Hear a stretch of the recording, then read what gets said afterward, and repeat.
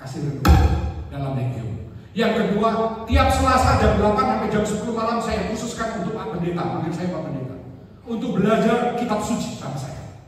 Wow, dia seorang yang Sunyata, dokter teologi yang begitu besar. Saya diajar hampir 2 tahun saya belajar kitab suci sama Yan Sunyata. Jadi gitu. Dan ketika saya masuk legio, banyak berkat yang saya peroleh. Saya belajar rendah hati khususnya. Saya jadi tukang refleksi. Romo belum tahu refleksi berpintar. Saya jadi tukang refleksi kepada orang-orang itu yang saya datang. Paling suka ada satu bapak namanya Pak Ridwan. Stroke sudah 3 kali. Yang keempat kali dari stroke yang ketiga kali masih bisa ngomong, bisa apa, dia paling suka saya refleksi. Atau menyanyi, saya pintar main gitar. Saya datang selalu menyanyi dan main gitar atau pijit refleksi. Sampai suatu waktu dia kemudian stroke yang keempat koma. Komanya nggak tanggung-tanggung 2 tahun lebih koma. Tapi setiap saya datang, dia nggak bisa ngomong, nggak bisa apa koma, namanya koma. Tapi setiap saya datang, apa yang terjadi Pak Toto? Air mata berlinang. Berarti dia mendengar dan dia tahu saya datang. Tapi hadiah untuk saya apa? Karena lagi ketika dia meninggal di tangan saya, istrinya teriak, "Pak Alam, Bu, aku lagi di WC. Pak Alam, Bapak lagi sekarang." Istrinya kepala perawat, isi kaos, cepat-cepat mandi, pakai seragam, saya ke rumah karena tetangga saya. Saya dapat, saya gegem, saya doa terus sayur dan Bapak kami terus, saya ulang-ulang, akhirnya meninggal. Saya cepat-cepat ke kerja, pulang kerja sudah rapi karena ada yayasan Satu Yusuf ngatur semua, udah rapi, udah dimandikan, sudah taruh di peti mati. Saya berdoa sama istri di depan peti mati. Apa yang terjadi? Ketika saya tutup mata buat tanda salib, saya dapat berkat. Nah, ini yang mengeluarkan. Berkatnya apa? Saya mendengar ada suara Pak Ridwan. Hei Alamsyah, terima kasih. Saya sudah bebas bisa lompat dan sekarang bahkan Alamsyah saya bisa terbang. Ini sungguh besar. Sampaikan kepada teman-teman, ini dia bicara, bahwa saya teramat yakin saya tidak berlama-lama di purgatorium. Alamsyah sampaikan kepada teman-teman, di dalam koma saya tahu semua yang datang. Di dalam koma saya tetap tidak menyalahkan Tuhan. Dan di dalam koma saya tidak bisa melayani Tuhan kecuali berdoa untuk yang datang. Paling banyak doa untukmu Alamsyah. Jelas, saya dapat suaranya sampai saya menangis. Istri mungkin yang hadir semua kaget doa nangis. Saya mendengar bahwa lihat, berteguh di dalam penderitaan. Kamu diikat Pak, 1 hari 1 malam nggak bisa gerak aja, rasanya menderitanya seperti apa. Pak Ridwan 2 tahun makan di sonde, tahu di sonde dari masuk langsung ke lambung. Tapi dia bisa mendengar. Setiap datang saya nangis. Saya tetap setia walaupun dia koma, saya pijitin kaki tangan. Mana yang saya bisa saya jaga. Tapi dia berdekat. Kemudian yang kemarin lagi saya diberkati apa? Satu bapak patah hati sama Tuhan. Kemudian dia jadi ateis. Akhirnya tetap kamu ke gereja, tapi dia mulai doa Bapak kami dan Salam Maria setelah Rosani. Setelah saya datang mungkin ke 100 kali. Gak cukup sekali. Ada satu lagi, Sido muncul, akhir Sido muncul lagi. Saya datang ke sana terus dampingi dia, akhirnya apa? Dia meninggal dapat sakramen, saya ingat itu. Sakramen di rumah sakit, saya gegep tangannya, istrinya teriak nangis, saya bilang belum Bu, denyutnya masih ada. Tapi napasnya sudah hilang, tapi saya lihat denyutnya masih jeduk. Bu, sabar Bu, masih ada, jangan nangis, doa aja terus sampai akhirnya lepas. Nah, ketika kremasi, saya diajak dengan istri dan 1 legioner ikut melarung. Biasanya yang orang kan keluarga, tapi kami bertiga yang setia berkali-kali itu berpuluh kali datangi dia. Kami di laut tengah laut itu apa yang terjadi? Saya nggak dengar, tapi istri dengan teman saya Bu Endang almarhum, dia mendengar berdoa. Dia colek-colek, Bu Foni, istri saya Foni. Bu Foni dengar nggak? Kok ada seperti musik kayak gamelan, kayak sitar, kayak apa? Enak sekali lagu. Saya tobat. Orang di lautan gak ada siapa-siapa lo dengar musik kuping itu rusak. Mereka dengar, saya tidak dengar. Lain lagi, mayat menolak di Black, saya saksikan karena sebagai legioner. Operasi jantung, saya yang mohon ke Romo Paroki, saya yang tangguh karena dia bilang mau jual rumahnya nanti diganti. Operasi terjadi. diambil pembuluh darah sini, di bypass jantungnya. Gak tahu tuh Pak Gede Barlin, penyanyi yang cari dana untuk Santa Monica, salah satunya I Gede Barlin. Nyanyinya suaranya berdosa. Akhirnya orang mati. Ketika meninggal begitu, nungguin formalin, meninggal jam 4 sore, nungguin formalin itu akhirnya jam 2 malam baru datang formalin. Nggak pakai ngomong apa, mungkin setengah atau datang begini, langsung apa yang dia lakukan? Dia langsung buka pembuluh darah yang di paha kanannya paling besar, pakai pisau. Nggak mempan, dia panggil, Pak, ada apa kok nggak mempan? Coba ambil kertas sedikit. Saya tajam betul, dia tajam kok nggak mempan. Kenapa? Pembuluh darah dia baru diambil kanan kiri, itu bypass jantungnya. Mungkin kalau Bapak pasang itu kan kan bocor kemana-mana. Bapak sih nggak bilang, dokter sih nggak nanya. Akhirnya apa? Saya nyaksikan dia buka di sini. Permisi ya Pak, saya tujuannya baik. Dibuka sekali, masuk daging di sini, pembuluh darah ditarik ini. Dia pakai, aduh Pak Alam, pompanya Pak, tolong Pak, saya mau ambil pompa formalinnya. Bapak pegang, tarik sedikit Pak, biar keluar. Pembuluh darahnya kan kecil, kayak pipa karetnya kecil. Saya tarik keluar, namanya saya bingung. Saya tarik agak banyak, Pak jangan kepanjangan, putus. Oh bentuknya kayak gini. Mayat bisa menolong. Terakhir Bu, dalam Legio Maria, saya diizinkan menjadi Maria. Dalam doa katena, saya diberikan satu namanya rantai katena. Legio Maria ada 13 juta di seluruh dunia. Kerasulan Allah terbanyak di dunia itu Legio Maria. Setiap legioner dikasih jatah satu menjadi rantai katena. Rantai ini nanti yang digabungkan bersama legioner lain menjadi satu, menjadi rantai yang panjang untuk mengikat para legion iblis. Tapi konsekuensinya satu orang legioner lupa berdoa katena hari itu, maka rantai itu tidak tercipta. Bolong, keluar tuh jin iblis-iblis dari rantai yang bolong. Itu konsekuensi. Jadi saya sehari pun tidak pernah melupakan doa Tessera dan katena. Karena saya ingin, jangan karena saya teman-teman jutaan orang berdoa, akibatnya lubang terjadi. Terakhir dalam Legio ada doa yang saling tiap hari 13 juta orang berdoa untuk jiwa seorang legioner yang mati. Luar biasa. Tiap hari 13 juta orang wajib berdoa untuk jiwa para anggota legioner. Moga-moga jiwa anggota legio kami dan jiwa orang beriman bersatu dalam kemurahan Tuhan di surga. Luar biasa kan, tiap hari kita mati ada yang doain. Makanya lu jadi legio, didoain tiap mati. Tiap hari. Yang doa bukan satu dua orang, jutaan. Kira-kira begitu. Saya ada kelupaan yang penting di sesi kedua, yaitu keutamaan Maria. Kita mau tahu, kita mau kenal, ya sebenarnya kehebatan Maria itu yang mana, apanya, ya kecuali misalkan dia sebagai ibu Tuhan, ya, tapi kita mau lebih dalam, karena ada satu yang luar biasa, Pak Eko, yang orang hampir tidak memperhatikan. Anda tahukah ketika Maria mendapat kabar gembira, saat itu dia itu sedang gundah gulana. Dia sedang perang batin karena dia ragu apakah keluarga Yusuf, karena dia saat itu sudah bertunangan dengan Yusuf. Tahukah Anda bahwa pertunangan zaman dulu pada saat mereka adat Yahudi, mereka 4 tahun setelah bertunangan baru boleh berkeluarga. Karena yang pihak laki harus menyiapkan rumah dan segala sesuatu. Oke. Di dalam perjalanan itu Maria ketemu dengan Gabriel. Gabriel bilang kamu hamil. Maria bilang bagaimana hal ini mungkin terjadi padahal aku belum bersuami, hanya baru bertunangan. Bagaimana kata suamiku nanti? Bagaimana kata keluarganya? Tapi yang hebat setelah dia mendengar itu, dia apa yang dikatakan? Maria. Maka beberapa saat lagi dia pergi mengunjungi siapa? Elizabeth. Jarak dari rumah Maria ke Elizabeth tahu nggak kira-kira berapa kilo? 130 km. Jalan kaki naik turun bukit, bukan kayak kita ada jalan tol.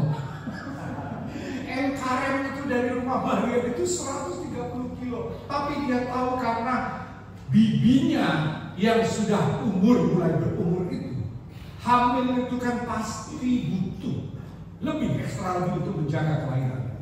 si Yohanes Pembaptis. Tapi pada satu Maria padahal udah bilang gimana Yusuf diterima nggak? Dia bisa percaya nggak aku hamil karena Tuhan, karena Roh Kudus. Tapi dia nggak pedulikan dirinya. Dia dengar saudara tuanya, bibinya yang sudah umur tapi hamil, dia langsung berangkat dan dia tunggu. Tidak tertulis dalam Alkitab dia tunggunya sampai lahir apakah, tapi kira-kira 3 bulan. Artinya pasti nunggu sampai lahir, karena untuk apa kalau nunggu pas mau lahir minggu depan terus aku boleh ya setelah 3 bulan. Betul apa enggak? Karena pada saat itu Elizabeth hamil tertulis dalam Alkitab 6.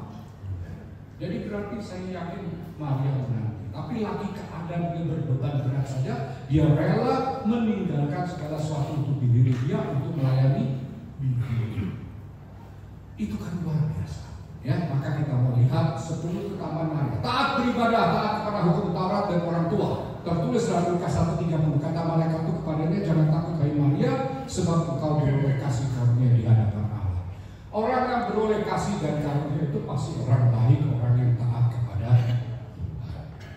Terus yang kedua, hidup dia murni, saleh, suci, jujur, rajin, dan tekun di hadapan Allah sehingga terpilih menjadi kebutuhan dan dari seluruh wanita dunia.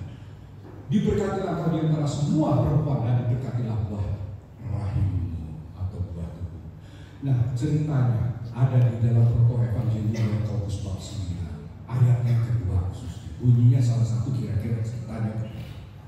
Yoakim dan Ana sudah tua, tapi mereka menginginkan seorang putra untuk meneruskan pelayanan mereka kepada Allah. Gak tahu jenis pelayanan mereka.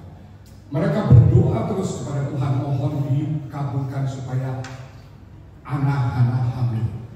Dan betul hamil. Jadi Maria terlahir dari doa yang suci, bukan dari hawa nafsu kikuk. Iya bangga. Kan sudah luar biasa ya. Setelah itu bagaimana? Ya, dititipkanlah Maria pada waktu usia 3 tahun lebih kepada Zakaria. Zakaria kemudian merawat Maria, tapi umur 9 tahun Maria bilang, Om, aku mau bicara. Enten apa kendut? Ya kira-kira gitu ya. Enten apa kendut? Hari caci ini mau bicara kok kayak langit serius banget. Ini kami kok serius banget. Enggak, ini serius tadi. Ya wes apa? Aku tadi mau kau lapar, sini kau setiban suci melayani Tuhan. Tunggu kamu dewasa baru kamu boleh mengucapkan kau masih kecil itu gak boleh. Tidak Pak D, mulai hari ini aku menyerahkan seluruh diriku untuk melayani Tuhan. Oh kaget karena dia hari ini serius dikepok ini.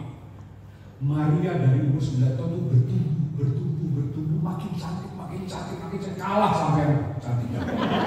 Ayunya kalah.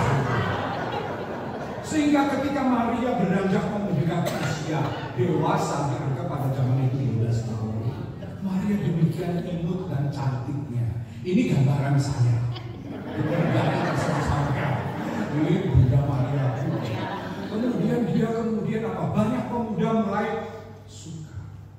Banyak pemuda mulai kemudian orang-orang juga sekitarnya mulai kepingin punya mantu begitu cantik dan imut kayak Maria yang serba kalem, sabar, taat, baik, ringan tangan, segala sesuatu. Maka Zakaria pusing. Ini bagaimana? Sudah banyak yang kayaknya mau melamar nih bentar lagi. Maka kemudian Zakaria ingat kaul selimbat suci Maria, dia sudah mulai dewasa, berarti kaulnya tetap berjalan, dia sudah jadi bernazar kepada Tuhan, harus ditepati. Maka Zakaria mohon petunjuk Tuhan. Tuhan perintahkan pada Zakaria, kumpulkan laki-laki lajang dan kemudian buat ritual pengorbanan. Setelah itu berdoa kepada, maka dia jalankan. Dia jalankan itu pengorbanan bakaran kurban, kemudian mereka adakan ritual dan ternyata apa? Salah satu dari laki-laki lajang itu ada seorang laki-laki yang memegang tongkat. Nah, laki-laki kalau sudah megang tongkat artinya apa? Artinya apa? Lebih tua dari timbang Pak Toto. Pak Toto nggak nganggo tongkat, ini nganggo tongkat. Berarti wis tua. Satu. Makanya jangan kaget kalau Yusuf digambarkan keluarga kudus itu Yusufnya tua. Ya. Kemudian lanjut lagi. Ketika ritual diadakan, tiba-tiba Allah memberikan petunjuk siapa yang harus melindungi kaum selibat suci Maria. Melindungi caranya bagaimana? Jadikan suaminya untuk melindungi. Tapi cari nanti dipilih orang yang taat dan takut akan Tuhan, taat pada hukum Taurat. Oke? Maka ditunjukkan dari tongkat yang dipegang Yusuf itu keluar seekor merpati dan hidup di kepala Yusuf. Tapi untung nggak efek di atas. Maka Zakaria tahu ini orang yang sudah tua ini disuruh lindungi kaum selibat. Jadi tujuan Yusuf mengawini Maria sebagai apa? Bukan jadi suami sungguhan, tapi melindungi kaum selibat suci. Nah seperti itu. Jadi kemudian Yusuf menyiapkan rumah. Ketika menyiapkan rumah itu dalam perjalanan itu perkiraan mungkin usia Maria 15-16 mau dekat waktu mereka perayaan perkawinan. Gabriel datang, hamillah Maria. Diam-diam tertulis dalam Injil Yusuf akan menceraikan Maria. Betul nggak? Tertulis dalam Injil.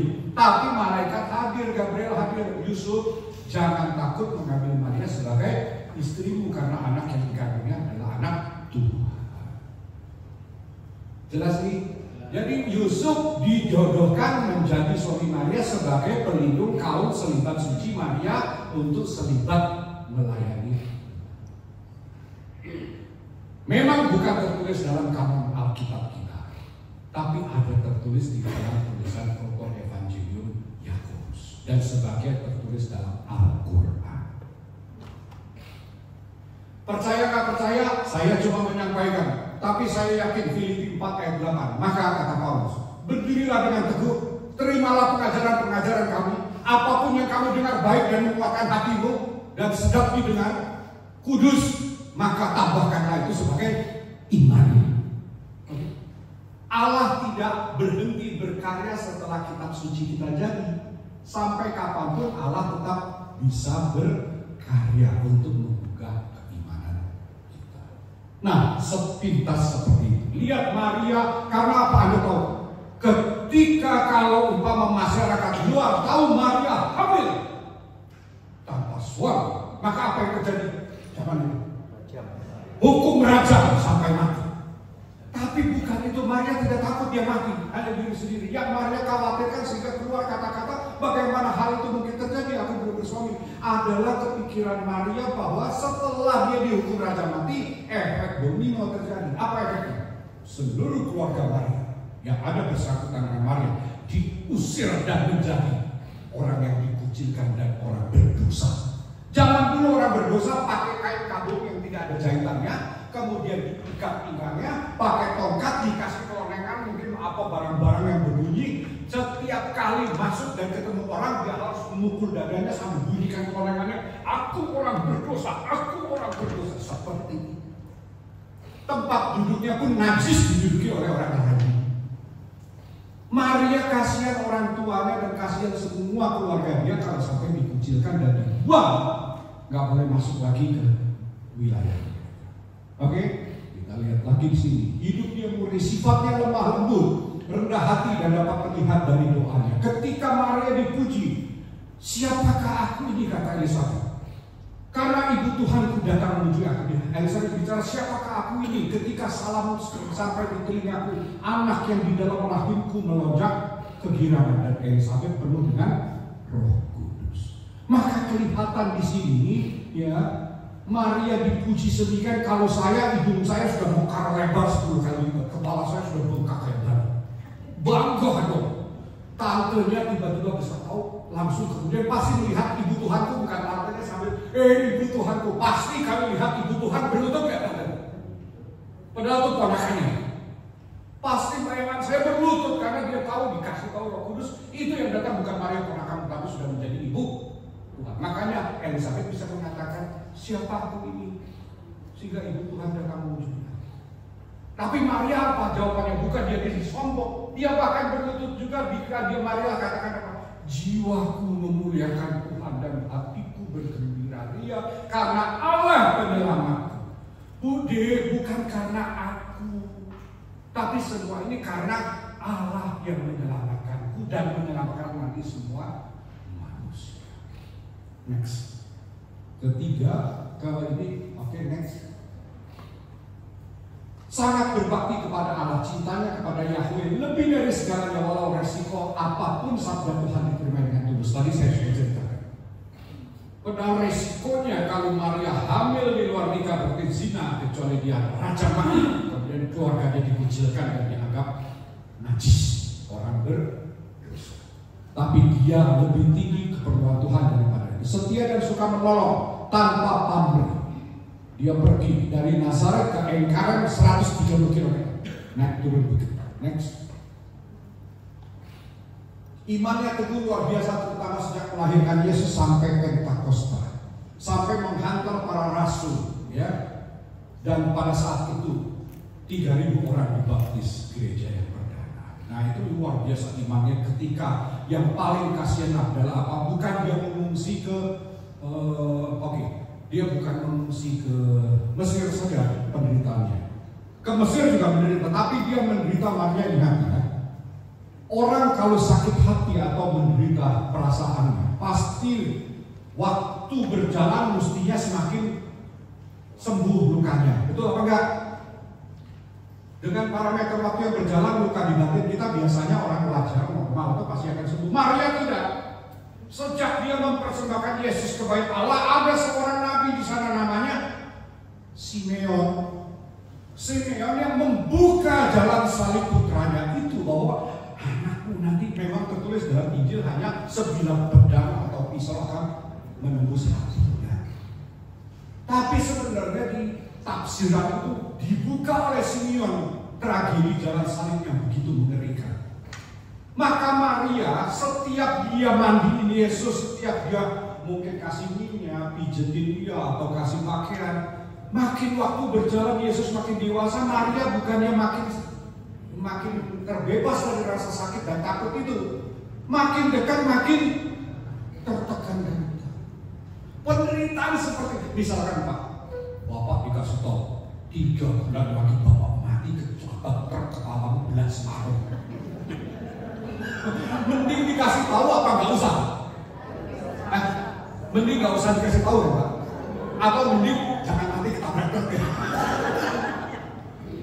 Jadi coba Bapak ya, Maria yang berjalannya waktu bukannya beban dia makin berat, tapi makin berat, makin merasakan derita itu, makin mendatangi putra dan sekaligus Tuhan.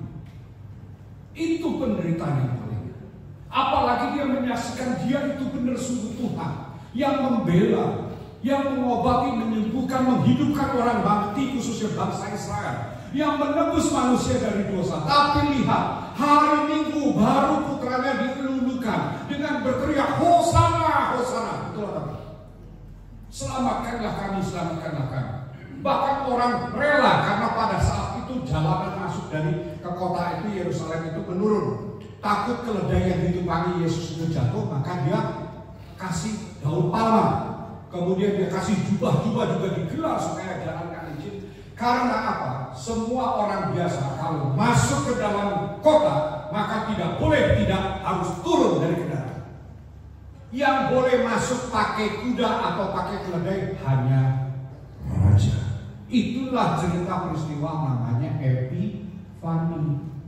Pernah dengar kalau Epifani kan? Tapi ceritanya gitu. Nah, Yesus, orang lihat dia berani naik keledai masuk pintu gerbang, bukannya turun. Orang lihat pasti itu seorang raja.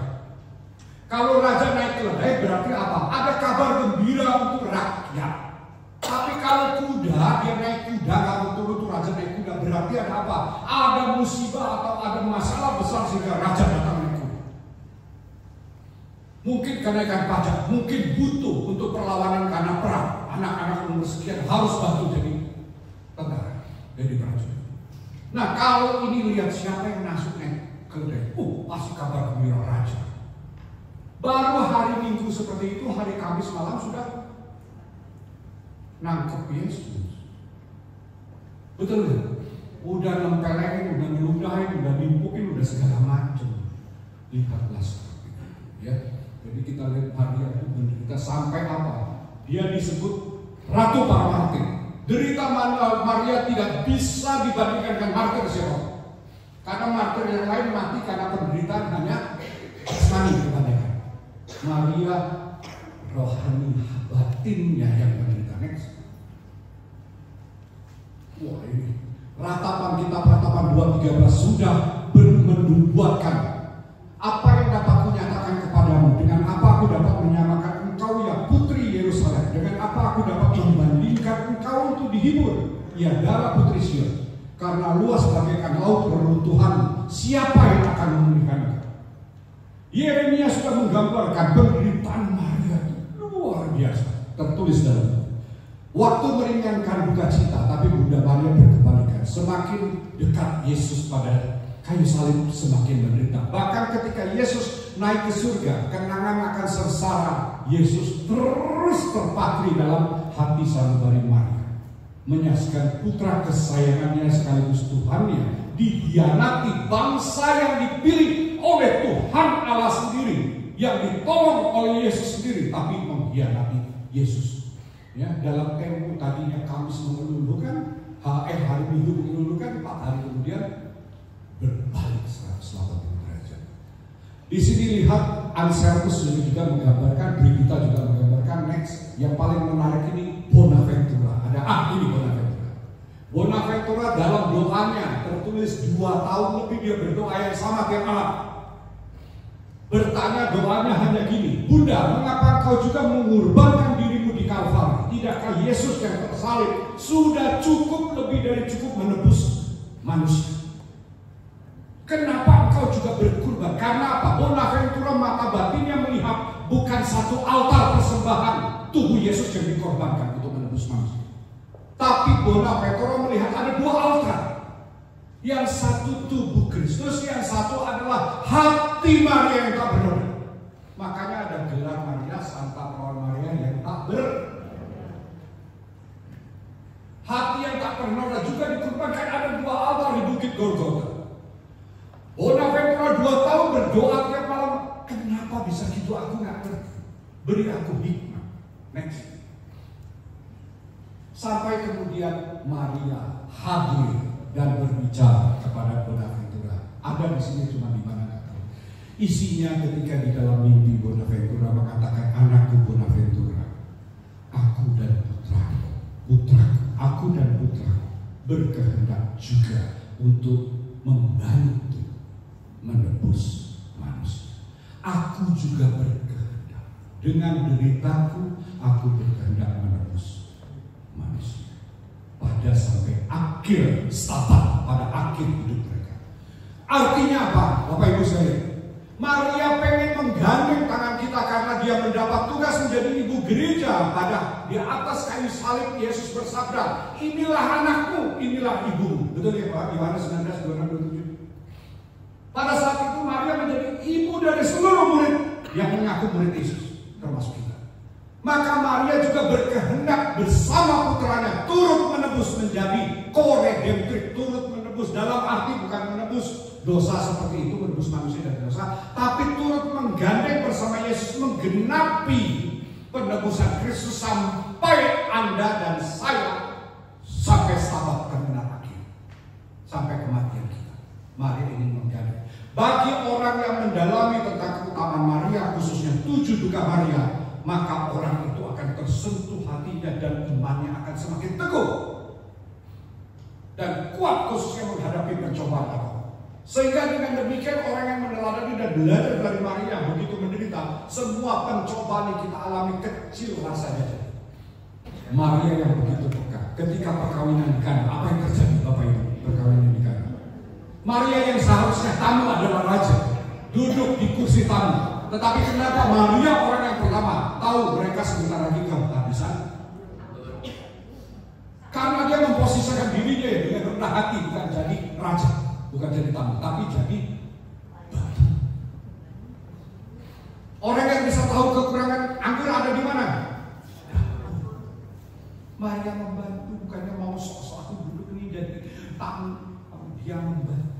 Tapi lihat hatinya yang peka, tanpa diminta, langsung dia lihat Yesus anaknya masih lagi semangat minum, makan, ketawa-ketawa mungkin sama teman saudaranya apa, coba susus. Mereka bisa. Yesus langsung bilang, tertulis dalam Injil, mau apa engkau daripadaku itu, waktuku belum tiba. Kalau saya dramatisir, dia lagi enak-enak minum, namanya orang baru dewasa begitu. Cerewet amat semua, mau apa sih kamu? Waktuku belum tiba, Bu, ngerti nggak? Pak Eko betul kira-kira gitu. Lagi asik minum, Pak. Nyolek-nyolek bilang mereka kehabisan anggur, urusan apa gua? Iya Pak, ya. Mereka yang undang, mereka masalah kok. Gua lagi minum masih kasih publik, itu mereka kehabisan anggur minum, kepo banget nih. Netizen julid loh. Tapi apa Maria? Imannya yang penuh teguh, dia tahu putranya sekaligus Tuhannya tidak mungkin menolak perbuatan kasih menyelamatkan manusia, menyelamatkan keluarga. Yesus membuat mukjizat yang pertama adalah di keluarga.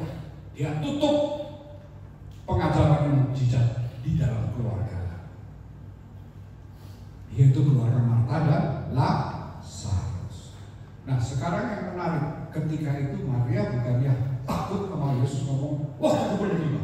Tapi mereka percaya penuh Tuhannya tidak mungkin tidak melakukan cinta kasih dan menolong manusia. Maka dia pergi ke pelayan dan bicara, apapun juga yang dia katakan, perbuatlah itu. Dasar si Yesus juga, dia nggak pikir bagaimana apa. Air cucian kaki itu ada beberapa buyung itu ada di depan rumah untuk cuci kaki. Ya, kemudian dipakai, langsung dites sama Yesus imannya itu hamba-hamba. Cedoklah itu dan berikan kepada pemilik pesta.